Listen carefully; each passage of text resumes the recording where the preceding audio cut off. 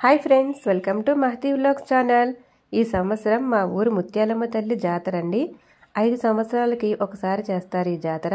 ఈ సంవత్సరం విశేషం ఏమిటంటే అమ్మవారికి బంగారు కిరీటం, ముక్కు పుడక, బంగారు కళ్ళు, బొట్టు బిళ్ళ, పాదం చేయించి ఊరేగింపుగా తీసుకువెళ్ళి అమ్మవారికి అలంకరించారు.